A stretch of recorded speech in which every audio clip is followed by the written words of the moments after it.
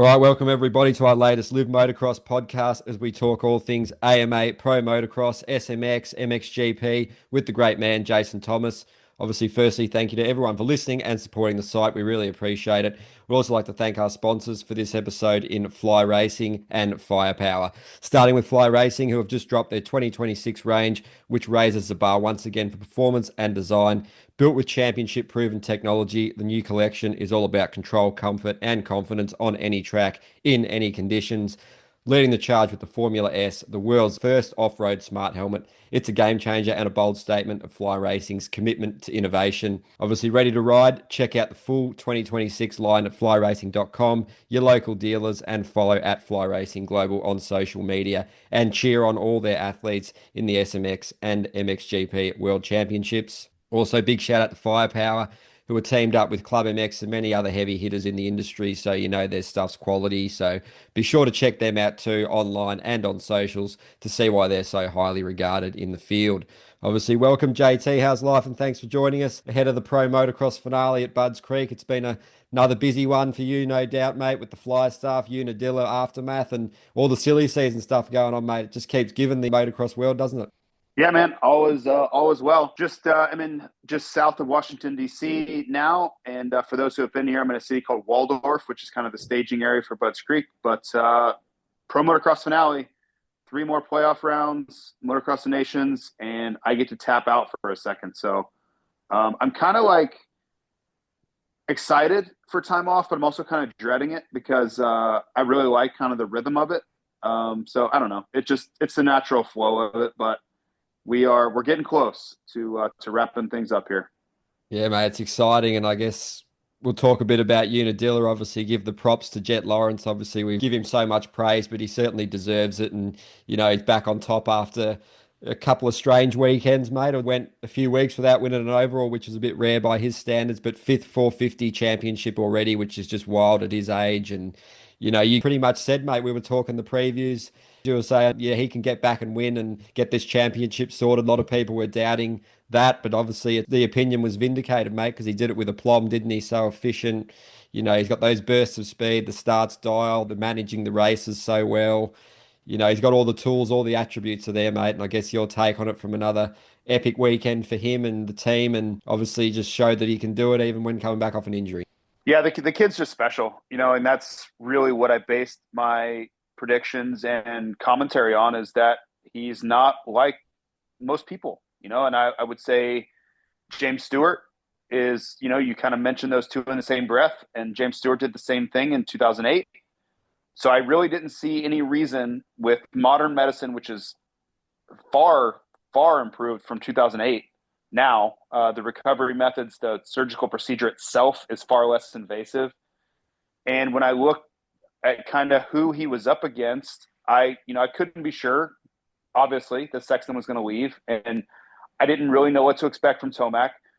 But if you told me that Tomac was going to really suffer in the middle of the season and that Sexton was going to depart the series at round 1, I would have told you with damn near 100% certainty he was going to win the title. So, the kid is just he's something else. And I think if he can find a way to stay locked in, which I asked him about on the post show from Unadilla, is like, how do you stay engaged? How do you stay locked in? If he does, I don't think we're anywhere close to seeing the end of this. Like, I think we might just be getting started.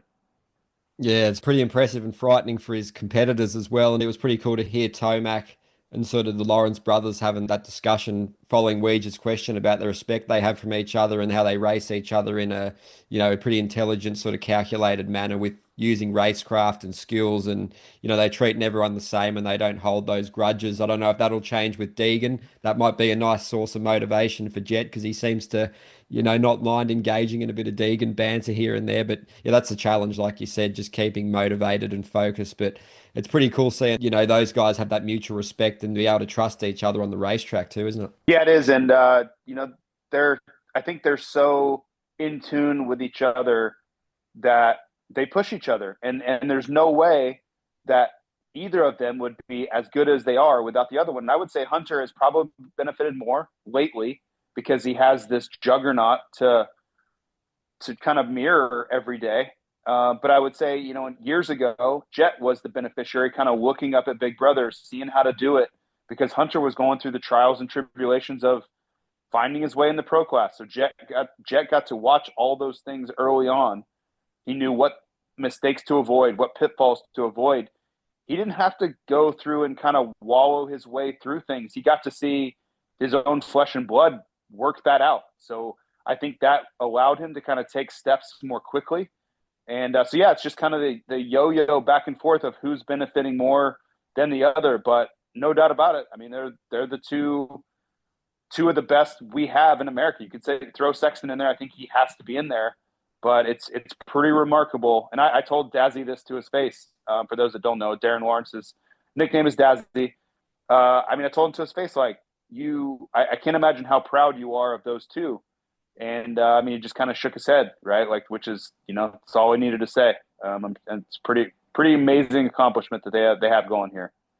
Oh, mate, the whole framework around what they're doing is super impressive. And yeah, it looks like it's just going to be continuing on for more success. And I guess into SMX, where both Jet and Hunter have excelled in as well. So I guess just quickly, how excited are you for SMX? How's Chase Sexton looking heading in? Have you heard any sort of status updates for him? I guess it's more to do with the upstairs a lot of the time with him. And obviously the team changes impending. So there's a lot of, I guess, unknowns with him a little bit. But you know that the Lawrence brothers will be dialed. Tomac should be great. So any sort of inklings and excitement on your end from SMX, mate?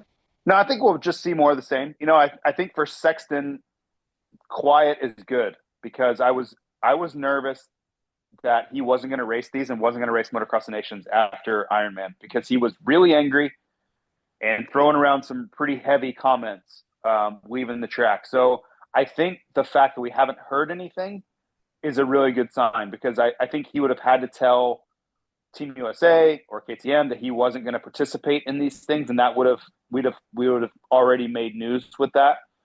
So I think just silence is probably the best news we could have on that front. So I would expect him to be 100%. I don't think he really hurt himself. I think he just was like, I don't want to be here anymore.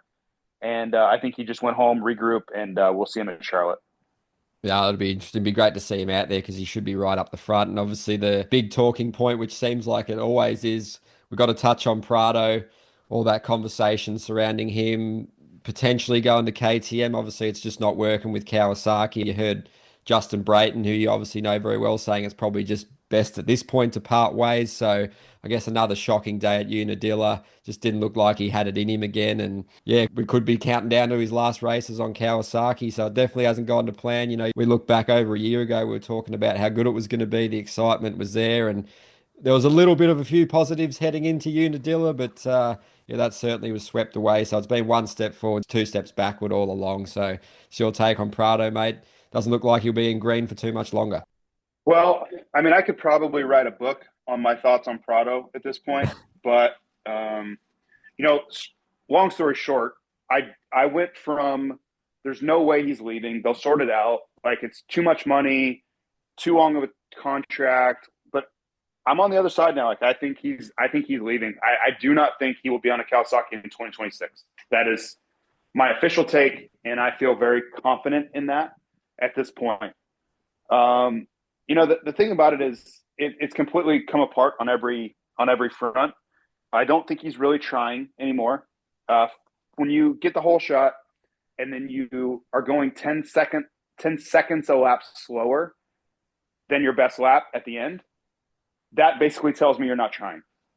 Because I went back and I looked at everybody's lap times. I looked at Jet, Hunter, the guys that he should be racing with, Tomac, everybody. They were doing, so just to give context, Jet and Hunter were doing 218, 219 at the beginning, which is faster than Prado was. Prado was like 222. That's fine. But they held it. They were doing like 219, 220 at the end. Jorge had dropped all the way to 232. And he did like 231s and 232s the last 5 laps.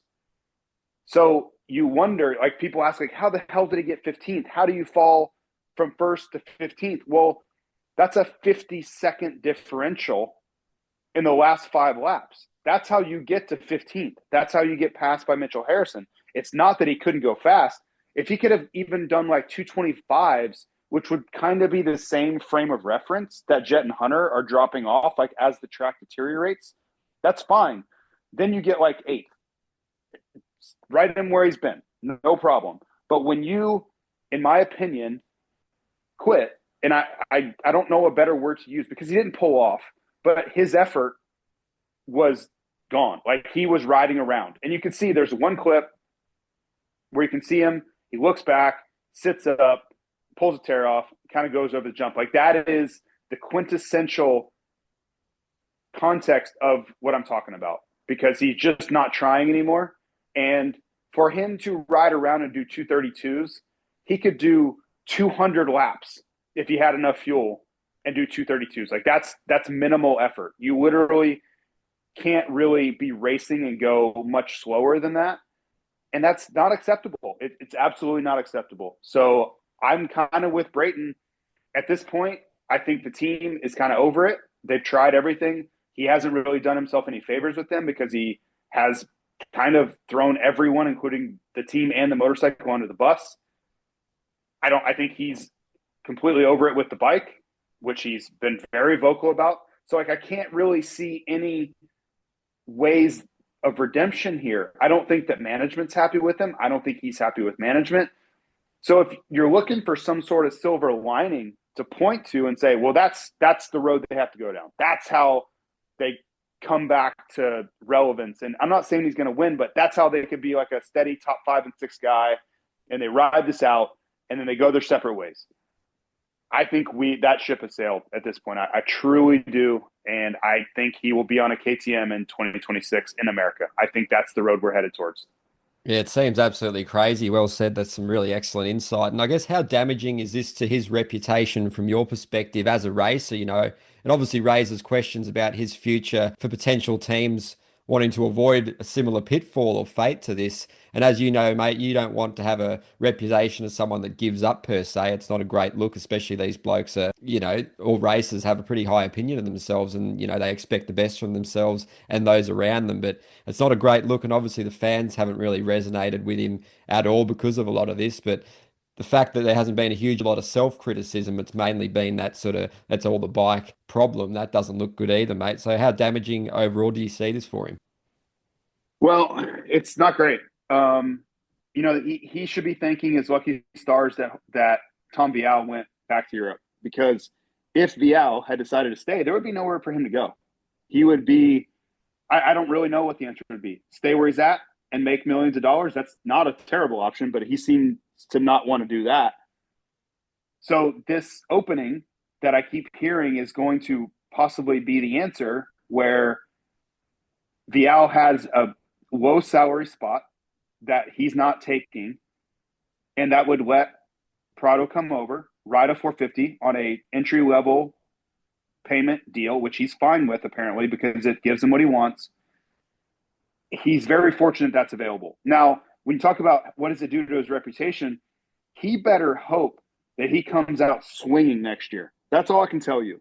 Because if he comes out and he looks like the Jorge Prado that everyone was promised, it's fine. I really believe that if he goes out next year on a KTM and Pro Motocross and is like top 3, top 5 every moto, all of it goes away. Because he will be able to point and say, listen, I didn't want us to go that way, but you don't understand how bad it was for me. This did not work for me. So what did you want me to do? I was in purgatory over there, not because of the people, because I couldn't ride the motorcycle. Everything is, I think, forgiven. Maybe not like management at Kawasaki. They're whatever, going to feel how they feel. But I think the fans, I think the outward perception, I think this entire situation will be viewed differently as a whole, and history will be kind to it if he performs in 2026. If he goes out and does this again, or is like 10th or 8th all summer next year, it's over. Like, I'm just telling you, his American career is over. And I'm using really harsh tones there because if I could have been 8th or 10th every weekend, I would have loved that. But I'm talking about Jorge Prado making millions of dollars in America, continuing to get factory offers. That's what I'm talking about. Not that he can't stay here and race for somebody. I'm just talking about this American dream where he comes over and becomes motocross champ or supercross elite. That is dead if he doesn't really turn it around in 2026. So I know he's going to get what he thinks he wants. At this point, what is the alternative anyway? But he's got some pressure on him now, like not financial pressure, but career, reputation, and legacy pressure.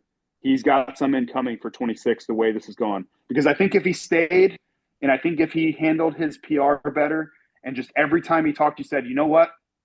I underestimated how tough this would be. I didn't know any of these tracks. This has been a really difficult go, but I believe in myself. The team has my back. We're going to figure this thing out. It's just going to take longer than I previously planned. If he had done that every step of the way, he would get so much more rope and leniency than he's getting. But when you come out and say, if I had a different bike, I'd be winning, no one's going to listen or want to hear that or give you any sort of rope. So I really don't feel bad for him in that context. Like, do I feel bad that he's frustrated? Sure. He's a really nice guy. He's always been nice to me. I do feel bad for that. But when you go so aggressively at it and you basically discount any respect to anybody that you're racing against by just saying, I'd be winning if it wasn't for the bike. The people that are blowing past you every Saturday just are laughing at you when you're doing that. Literally, they're just laughing at you. So I don't feel bad for him in that context because, there's a saying, and I don't know if it translates around the world, but it certainly does in American. It's basically like, read the room. And the room is telling you that right now you're the problem. And whether you are or aren't, you at least need to acknowledge that and do something about it because everybody's looking and saying, we don't want to hear about the bike anymore. We want you to be better. And he doesn't seem to be understanding or willing to acknowledge that whatsoever. Yeah, that's a terrific analysis of it all. And there's a lot on the line on that impending switch, looks like it's going to be. So, well, yeah, he's put a lot of pressure on himself too because he needs to perform. There's no more excuses once you go back to I guess, more of a proven formula, what you know and have known for many years. So, watch that one play out. It'll be absolutely fascinating. And I guess a couple more 450 things. Kyle Webster had a good bounce back. The Aussie, obviously, with the Motocross of Nations, joining up with the Lawrence brothers. From your opinion, he's going to be racing a 250 at the Nations. Should he be racing a 250 at these races? You hear a lot of discourse around that. Do you think that would have been the better move? Obviously, here's the 450 back-to-back Australian Pro MX champion as well, but it's just cool to get the familiarity with the series again. He did well last year, obviously, when he came out to race, but it's an interesting talking point which bike he should be racing, isn't it? I think it's fine. He wants to race a 450. That's his preferred class. That's where he's champion on. And I think when you look at the way this setup is going to go during these playoff rounds, he's going to be able to ride the 250. So that's going to give him a solid month of preparation on the 250 on a full factory HRC 250. So I don't really think it's a big deal. Now, if you told me that we raced Budds Creek this weekend, there was a weekend off, and then we went to Motocross of Nations, I would say yes, he should be racing the 250. But that extra month that he's going to have just a full preparation in Florida while everybody else is doing XMX, he's just going to be able to focus on his motos. I think it's plenty of time. I really do. And it's typically pretty easy to go from a 450 to a 250, especially when you have a really good one, because the bike is so nimble and it feels like you can do anything you want on it. So I don't think it's going to be that challenging for him. And I think there's plenty of time for him to kind of sort that out. Yeah, absolutely. He's obviously a former 250 champ in Australia. You saw what he did last year as well. So it's just an interesting one. These dudes can adapt so well. And yeah, he's an exceptional racer as he showed on the weekend and throughout his career. But I guess with the Motocross of Nations, quickly, France, Fevre, Vallon and Renault, that's a pretty awesome team as well. They'll challenge Australia and America. I guess looking at No Hurlings as well on the Dutch team is an interesting call, possibly made whilst he was injured. I'm not sure because you'd think he'd surely be in the best lineup to give a chance of winning. But yeah, still De Wolf, Lander and Koldenhoff's excellent. So just your take on some of those Motocross of Nations teams. It's looking like it'll be a big three and then there'll be a couple of wild cards in there that could throw their name in the ring. Yeah, so I don't know a whole lot on Hurlings other than just what I was told, which was secondhand from him, basically saying that the form he's on right now is not what he would want to offer the team. So, I mean, he looked pretty good in Uddevalla. I would have to imagine if he stayed healthy for another 5 or 6 weeks or so, he would be even better. I have to just think somewhere he just doesn't want to do it. It's really the only thing I can come up with is that he doesn't want to do it. He's switching to a Honda next year, so maybe he wants to get ahead of that. I think when I kind of just back up and look at it, they're going to have three flyaways in a row where they're kind of bouncing all over the Far East and into Australia and all this stuff. He's probably just like, nah, that's going to be really rough. I'd rather just be done after it and kind of part ways. It was surprising to me. I thought he was a shoe-in, but I could kind of understand. It's the first time he's ever changed teams and motorcycles in his career.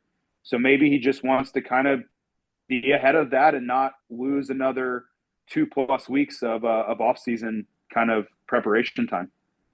Yeah, it's super interesting. And you think that France team as well has a pretty strong chance of winning if all the ducks fall in a row? Because, yeah, Valon's been ripping it up in MX2. He's definitely got the speed as well. And Fevre and Renault, depending on the fitness of Renault, obviously. But, yeah, that's a pretty formidable lineup. There was a bit of talk for Anders might grab that seat or even Paturel. But it's probably the best team they can just about do without having Vial out there. I mean, that's a loss for the French team. Like, there's no other way to put it.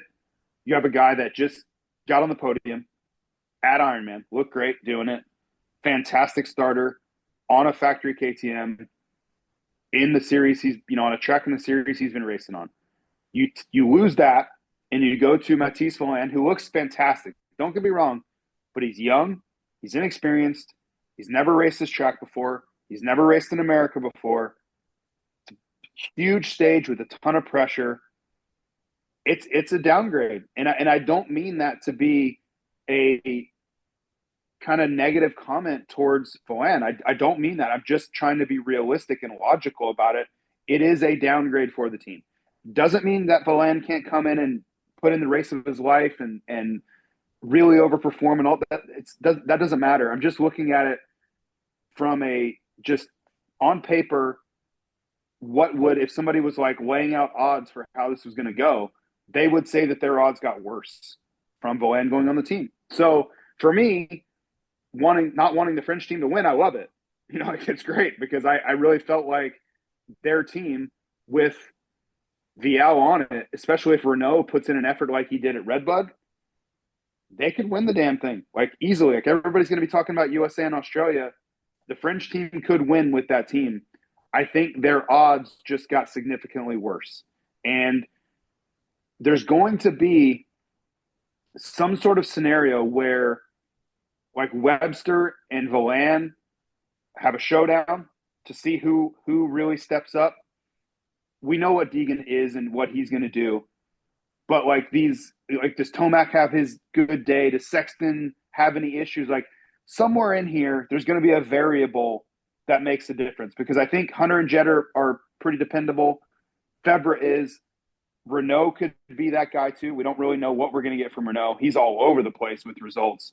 But there's a lot of – every team has a variable here, which we just don't know. I would say that Team USA has the least unpredictability. But I think that like Australia has probably the biggest upside, and then the French team's the biggest wild card. I don't necessarily think the Dutch team can get it done on a hard-packed track in America that none of them have ever ridden on. But they have a great team too. So it's going to be awesome. There's a lot of uncertainty about how that's all going to go, but I'm just trying to kind of parse out individual pieces of it. And you start to look at like matchups, and it's going to be a wild weekend. Like I really think that there's really no kind of clear favorite, and that's what's going to make for the best Sunday. Yeah, it's going to be so good, mate. Well said. And there's obviously lots of pressure and weight of expectation on Vaillant, obviously getting the nod over Benistant, who's pretty experienced over the years in MX2, who'll be moving to MXGP. That might have been maybe a safer pick, but Valon's definitely got the speed and he's pretty confident in his abilities on a good framework there. Obviously, the Kawasaki team probably plays a role there going over with Fevre as well. So watching how it all plays out will be excellent as well, mate. And obviously onto the 250 class from AMA Pro Motocross, Shimoda, another absolutely elite performance, winning by around 40 seconds in the first moto. Didn't even really get off the gate that well, to be honest, but those early laps are pretty blistering from him, and that Unadilla track suits his technical, sort of precise style really well. He's got great line selection and awareness, and the fitness, we all know how good that is. And like you've said, he excels when the track's at its worst a lot of the time, and that was a very difficult track, wasn't it, mate? So he's on a tear at the moment, piecing everything together, and he showed a nice bit of patience in that second moto too. He knew he had the speed in reserve. So just your take on Shimoda? Are we any closer to some news on him tying down his future? Well, that first moto was a revelation. That's the best I've ever seen him ride. I would guess is the best anyone's ever seen him ride. I know Lars Lindstrom echoed those sentiments. So that was kind of a breakout ride. You're a lot of these guys are kind of doing the same things. They look the same. Joe's been winning late in the season for several seasons now. I remember my first season doing Pro Motocross was 2022. He won Unadilla second moto, right? So this isn't a shock to see him up front, but the way he did it was simply different than the way he has done it. So that was definitely notable. The second moto, I agree with you. I think he was just kind of letting it happen. The track was absolutely shot. And I think he just realized I don't really have to take a lot of chances here. These guys don't have enough pace to do anything with me. So I'm just gonna get a few seconds and then just ride here, which it was like 6 or 7 seconds. Really no pressure from behind him. So that was a step forward, I think, mentally, racecraft wise, confidence wise. A really, really positive day on several fronts for Shimoda. And as far as his contract goes, I do think he'll end up there. The only, I think, way, like, there are still some like outside chances he doesn't end up there, but I just think when you're performing this well, and the president of Honda was at Redbud, and they're obviously watching very closely now, how are they going to not keep him? I know it's not about keeping him or not keeping him, but how are you going to let him leave is a better word with the way he's riding. That's what I would say, is if Honda's sitting there and they're looking at what he's doing, you're going to let him exit the building when you have him? Like, you've cultivated this talent for the last few years, and you're going to let him leave right when he's blossoming? No way. No way you're going to let that happen. So I do expect him to be there when it's all said and done. Yeah, hopefully that'd be the smart move at this point. And with Deegan vacating the class for outdoors next year, he should be in prime position for that title. And with Vial going back to the GP, so you probably sit it out another 1 or 2 years and then worry about that 450 step would be probably the wise move, like you said. And Deegan, what was your take on his weekend? He had that crash earlier in the day that might have sort of scuppered his efforts on the day, mate. But I guess it was pretty cool to see Deegan full of praise in those interviews afterwards that you and the team do. And, it was a big picture weekend, I guess, 43-point lead. How will he approach this weekend? Do you reckon he'll try and put a flex on or just manage it to get the job done? And another little interesting thing is how those two, Shimoda and Deegan, go at it in SMX, because Joe's pretty proficient. He's shown in that sort of format. So he'll be a real handful for Deegan, won't he? Yeah, I think Deegan will I think he'll ride better. And I don't even think it was like a laying up situation last week. I genuinely think he struggles at Unadilla. He's never had a great weekend. Like, he went 1-2 there last year. So it's not like he sucks there. But I just don't think it's a track where he's super proficient, or he can kind of do what he typically does, which is be really aggressive, ride really high in the RPM. The track doesn't reward that. It actually punishes that type of riding. So I think he has to kind of, like, throw the ball with the other hand type thing. Like, he just has to do stuff that's not intuitive to his riding style. And Budds Creek is the opposite of that. Budds Creek will allow you to be heavy-handed with the throttle. It really works with his riding styles. And I think on a track where he's going to want to send a message, it's conducive to that. So I look for him to come out, walk the title up in the first moto, win or lose. And then the second moto, it could go one of two ways. It could go the direction of where he has nothing left. He's like, big exhale, finally championship. I personally don't think it's going to go that way. I think it's going to go the other way, where this weight has been lifted and now he's going to uncork his best effort. That's the way I think it's going to go, because I don't think it's been this suspenseful, oh my God, am I going to win it or not type thing, which is typically where you see the adrenaline flush, where they can't really muster any sort of effort in race 2. This is not that. This is like, can we just get this over with already? And then I think you're going to see him really go for it in Moto 2. So to answer your question, I think you're going to see vintage Hayden Deegan at some point this weekend.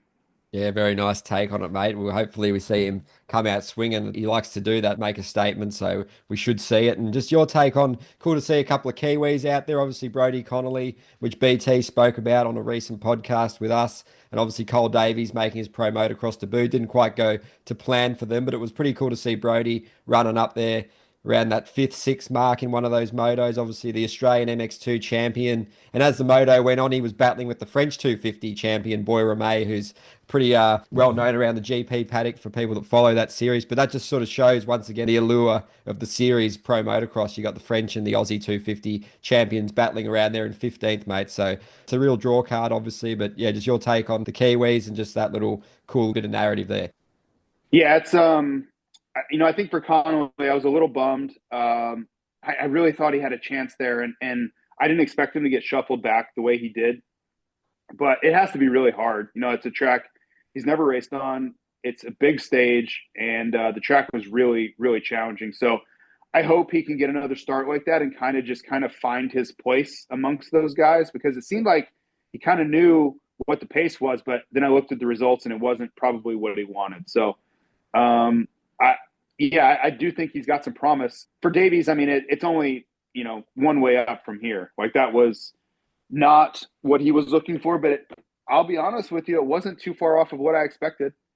I know how difficult it is to come in a little underprepared at the end of a championship when everybody's just firing on every cylinder you have, because it's like so repetitive for these guys right now. They're in elite fitness. The bike's dialed, they're dialed. They've had so many gate drops in a row. It's just muscle memory, and they're just executing right now. And even if they're not, even if they don't think they are, they are. Like, it really kind of is a little misleading to yourself, even, because you don't even realize the form you're on at the time, because you're just so in tune. Like, things are just happening and you're just going through the motions and everything is just in sync in that moment. And for Davies, nothing is in sync.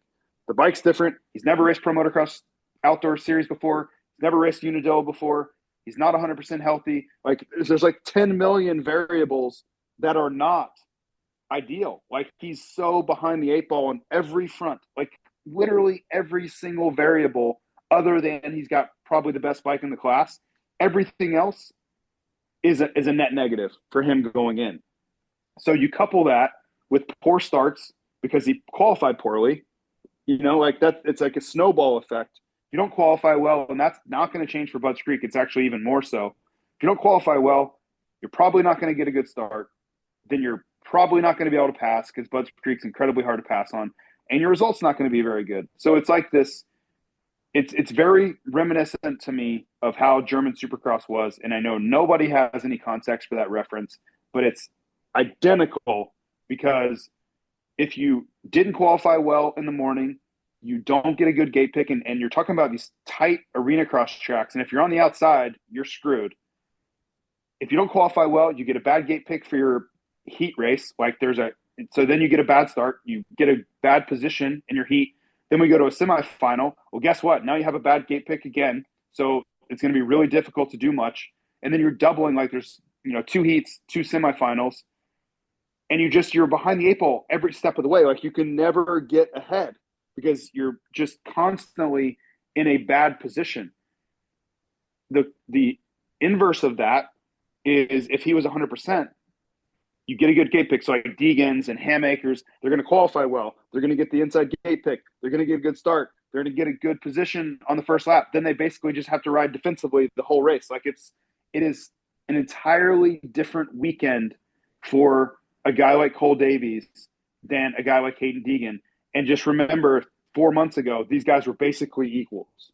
But right now, they're in completely different worlds as far as what their weekend is going to look like. So I just think for Davies, you just want progress. You just want to move forward. It's not going to be easy. Then you get a weekend off, and you're going to get back to conditions that are much closer to what you are incredibly good at, which is a Supercross-ish SMX playoff series. So if I was him and I was around him and I was coaching him, I would just say, be patient. Just let it happen. Whatever the result is, it's fine. Don't worry about it. We're going to put our best foot forward. but we have to know what the important steps are. And the first most important step is this qualifying session in the morning. If you can find a way to get in a good lap, every other aspect of your day will be much easier. And that is 30 years of being at these races. That's about the best advice I could possibly give him, is you cannot possibly overstate how important qualifying will be Saturday morning. Absolutely. Well, so that's a really nice unpacking of that situation for him and what he faces and yeah, how to combat it. But yeah, I suppose on the other end of the coin, you look at Caden Dudney's super impressive debut, just turned 16, coming back from two broken arms. Looked really composed out there, handled the pressure well. Probably should have even better, but that fall cost him while he was going for a pass on Hammaker. So you've talked about him in the past on this podcast, saying what an exciting prospect he is, and he certainly lived up to the hype, didn't he? Yeah, he was impressive. I didn't expect a lot, and I don't know that a lot of people expected much either, because he really hadn't kind of been on fire coming in. It's SMX Next races has been okay-ish. He wasn't like dominating. He didn't like dominate Loretta's or anything. Timmerman outclassed him pretty much all the time at Loretta's. So I was very surprised. I think of the amateurs that are moving up, he's been the most impressive, better than Timmerman, certainly better than Landon Gibson, who's going to have a shot at redemption this weekend. Yeah, I mean, full marks. I think that was a fantastic way to start your career. Yeah, he couldn't have done much better, really, except just avoiding that second moto issue. But yeah, look for more of him in the future. And as we sort of get towards the end, mate, just a little bit of MXGP chat. It was a bit of a thrills and spills weekend in Sweden, obviously giving the fans a real show despite the unfortunate crash in the end when he hit the front when he would have had his first moto win. But the crowd was going wild, the atmosphere, the environment. You've been to that GP, you know what it's like. But yeah, some wild incidents. You saw the Sierra crash, the Geyser and Gifting incident. And yeah, it's just cool to see the home hero putting on a show for the fans. But the track's always hard to pass, and it can be pretty hard to make up ground on that, and very close racing in that GP. So divided opinion, but Fevra definitely took the edge going 1-1-1, first 60-point haul, and impressive, mate. But Fevra really put the flex on Kuhn and had a rough weekend, didn't he? He did. That was about as punishing of a championship weekend as you could have without a mechanical failure or an injury.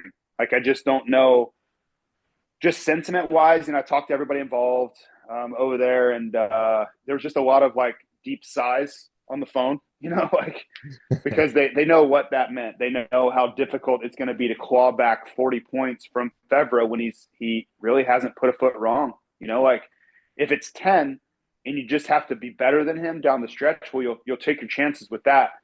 But now you need a real big mistake. You need a mechanical, you need a first turn crash, you need a big, like a really bad weekend. You need something to go catastrophically wrong for Fevra now. And it just doesn't seem like it's the year for that for Fevra. So yeah, you hate to like hand out championships with 4 weekends to go, but that was a critical weekend for Lucas Kuhnen. The one thing here that I haven't really heard many people talk about, but I do think it's really important, was if he does end up losing this championship, it might be the best thing that's ever happened to him. And that sounds crazy. That sounds ridiculous to even utter. But if he wins the MXGP championship, he loses his 250 Supercross eligibility all in one fell swoop. So if you think about what's best for Lucas Kuhnen long term, and he's going to America. Like, make no mistake about it. It may be 2 years from now, but he's going. He's not going to want to step in on a 450. Like, he's going to be 20 years old. He's not going to want to race a 450 in Supercross. After watching how Prado did, that doesn't seem like a great idea. So for him to be able to go to America at 21 years old, maybe on a 250 is the perfect scenario. If he wins an MXGP title this year or next year or the year after, fantastic, great. You made a lot of money. That's awesome. Legacy, all that. But I think the next 5 years might be much more difficult because of it. So, I'm a big fan of anytime anything really bad ever happens to you, or you face a lot of adversity, you've got to find a way to just look for a silver lining somewhere. What can you learn? What mistake can you never do again? How is this going to benefit you somehow? I think that's probably it, is that this may save his eligibility moving forward for the long term, because I don't know if he would win next year against Geiser and everybody. Maybe he can, maybe he can't. But you have completely changed your career trajectory if he does find a way to win it. Yeah, that's a great point. It's certainly looking at the bigger picture. I haven't heard that one mentioned either. So yeah, definitely not the worst thing that could happen to you. And just obviously a few words on Langenfelder as well, sort of putting his title hopes really into a good position there with the win over De Wolf there in Sweden. He's having a really excellent season. So it's looking like he's the man to beat. But Arnhem's going to be another one of those sand GPs where De Wolf will back himself to get the win. But Simon's no slouch in the sand either. So he's well and capable of getting on the podium. So another great weekend for Simon, isn't it? Yeah, this is a big one. Credit to Langenfelder for doing what he needed to do in Uddevalla, getting the overall win. It's 40 points, and what can't happen if you're Langenfelder is you give up 15 or 20 points this weekend. You simply cannot do that. You cannot have a Lommel type weekend happen to you where he gave up almost 20 points. That cannot happen again, because you will breathe so much life into Kai de Wolf as he boards his flight to Turkey for those flyaways. And now you've got a barn burner fight on your hands to the end. Where if he could find a way, I'm not expecting him to beat Kai this weekend. This is Kai's home track. Kai should win this weekend. But if you could find a way to put in your best effort, be on the podium all weekend and say it's, I don't know, 32, you're looking pretty damn good now, because now Kai needs basically to be perfect and needs you to have a problem over 3 weekends. And I would say that Simon could go win Turkey. It's hard packed. It's a lot of the things that Simon does well. So it's not an easy ask for either one of them. I don't know. I guess I would rather be in Simon's shoes, of course, with a 40-point lead. But this weekend, it's always easy to say that, but it's one of the most pivotal weekends of this championship, because it's going to set the tone for how those guys enter these flyaways. You give up 20 points, it is absolutely wide open as they, go away for 3 weekends. You keep it in the 30s, you've just basically sucked the air out of the championship for Kai, because now he's on tracks that are neutral. Like, there's no huge advantage anymore, and he's got to make up 30 points when he really hasn't been able to make up any points all season long. Yeah, it's going to be a really great GP, this one coming up to see. They're both pretty much 40-point gaps in both series. So, they're all excellent in the sand, but I guess the guys that are slightly better in the sand are in second. So big weekends coming up for Kuhn and De Wolf respectively. But lastly, before we wrap up, mate, what's your sort of preview for Budds Creek? It's a really well-liked track, popular one on the circuit there. I guess what's your keys to success? And the weather's looking quite nice last time I looked. So is that what you're expecting too? Yeah, it should be good. I expect Jet to win. I think Hunter will be really strong. He's good here. His starts are spot on. And he's a perfect 21 for 21 in his 450 career with top 5 finishes. So I don't think we're going to see anything outside the norm. It's not really a track that Tomac kind of excels at. I think he'll be pretty neutral. So if you told me it was a Jet, Hunter, Tomac podium, I would say, yep, that pencils out pretty nicely. The 250 class, I just really, for me, the championship's all but said and done. I'm really curious to see how Hayden handles this situation. Does he even care about the points? Can you notice that he's not really taking any chances in race 1? How does he handle the championship being lifted in race 2? Because otherwise, I just think we have so much data now. We kind of know what we're going to get. Joe's going to be great. Hayden's going to be great. It's just how great, and how does he handle this? How does he respond to just the situation at hand? And what does that show up? What does that look like on the racetrack? So, I don't think there's a lot of suspense for the weekend, which is kind of a bummer. But nonetheless, it'll be a great weekend of racing. But the nuanced stuff I think is really interesting, kind of the underneath the surface type stuff. Absolutely, mate. There's plenty to get excited about. Obviously, that SMX points bubble as well. Some of those guys fighting to get into that top bracket there. So, yeah, definitely a lot to enjoy for the fans and yourself, mate. So, all the best for it. It's going to be another great weekend. Obviously, thanks again for joining us for this podcast as usual, mate. I'm sure we'll try and get one going with BT again next week, mate. But obviously, all the best, and massive shout out to the fans and the sponsors in Fly Racing and Firepower. Go check out all their excellent offerings online and on socials and at your local dealers. Thanks again, JT. Been another Ripper podcast, mate. We'll look forward to catching up next week. No worries, mate. Thanks again. Cheers, mate. Have a good one.